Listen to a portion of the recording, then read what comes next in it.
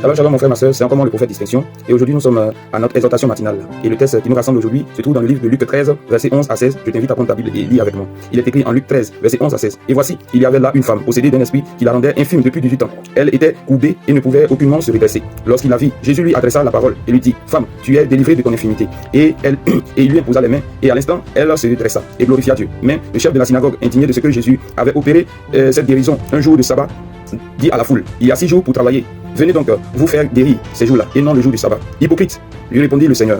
Est-ce que chacun de vous, le jour du sabbat, ne détache pas de la crèche son bœuf et son âne pour le mener boire? Et cette femme, qui est une fille d'Abraham, et que Satan tenait liée depuis 18 ans, ne fallait-il pas la délivrer de ses chaînes le jour du sabbat? Amen.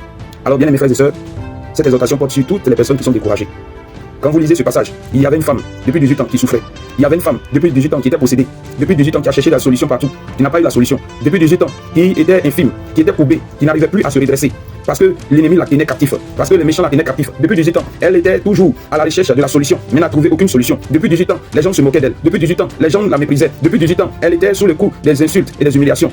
Jusqu'au jour où son problème est devenu son nom. On ne l'appelait plus par son nom, mais on l'appelait par son problème. Mais un jour, Jésus est venu à sa rencontre. Un jour, le Seigneur est venu à elle. Et le Seigneur ne l'a pas regardée comme les autres la regardaient. Le Seigneur ne l'a pas regardée comme les gens du monde la regardaient. Mais il a vu en elle une image de Dieu. Il a vu en elle, oui, une fille d'Abraham. Il ne l'a pas appelée par son problème, mais il l'a appelée par son nom. Car le Seigneur connaît notre nom et il nous appelle par notre nom. Bien aimés frères et sœurs, il n'a pas dit la courbée, il n'a pas dit la stérile, il n'a pas dit la malade, il n'a pas dit encore la célibataire, le chômeur, mais il l'a appelée par son nom. Il l'a appelée fille d'Abraham, fils d'Abraham. Laisse-moi te dire quelque chose. Même si les hommes t'appellent par ton problème, le Seigneur ne t'appelle pas par ton problème, mais il t'appelle par ton nom. Parce que ce problème-là, il va le régler. Et la Bible dit que Jésus lui imposa les mains et elle fut guérie. Oui, je veux te dire à toi, mon frère, ma soeur qui me suit ce matin, Jésus est encore capable de te guérir. Jésus est encore capable de restaurer ta vie. Jésus est encore capable de changer ton histoire. Oui, lorsque tu le croises, lorsqu'il vient à ta rencontre, ce matin, il vient à ta rencontre. Il vient pour changer ton histoire. Il vient pour changer ton nom d'indignation, ton nom de moquerie. Il vient pour transformer cela. Oui, il est encore vivant. C'est pourquoi, lorsqu'il est rentré dans le tombeau, le 3e jour, il est ressorti vivant, victorieux. Et il est monté à la droite du Père pour accomplir encore ses miracles. Ne dis pas que cette femme, oui, elle n'était pas de ton époque. Laisse-moi te dire que ce Jésus-là est encore capable de le faire aujourd'hui même. Si tu crois en ce message, Jésus est capable de changer les choses dans ta vie. Jésus est capable de transformer ton histoire. Même si les hommes ont échoué, même si les pasteurs ont échoué, même si les médecins ont échoué, même si les marabouts ont échoué, laisse-moi te dire, Jésus ne joue pas. Jésus ne joue pas. Combien de temps encore tu as encore attendu dans ce même problème, dans cette même situation? Laisse-moi te dire que cette femme, elle a vécu avec ce mal pendant 18 ans. Mais un seul moment avec Jésus-Christ, il a transformé, il a changé. Laisse-moi prier pour toi ce matin, bien-aimé.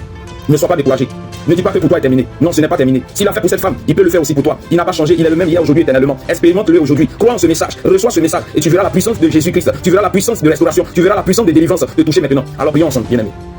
Père, je veux te rendre grâce pour la vie de mon frère et de ma soeur qui voit ce message. Seigneur éternel, mon Dieu, si tu as permis que mon frère et ma soeur puissent voir ce message, c'est parce que tu vas à sa rencontre. Comme tu allais à la rencontre de cette femme qui était courbée depuis 18 ans. Cette femme de qui tout le monde se moquait. Cette femme qui avait perdu son identité et son mal était devenu son nom. Mais Père éternel, mon Dieu, je te prie maintenant pour mon frère et ma soeur qui reçoit ce message. Il reçoit la guérison en ton nom, au nom du Seigneur Jésus-Christ. Il reçoit la restauration en ton nom. Que ce problème soit ôté. Parce que tu as dit que nous sommes à ton image et à ta ressemblance. Seigneur, je prie maintenant que ton image soit restaurée dans leur vie et qui te glorifie comme cette femme.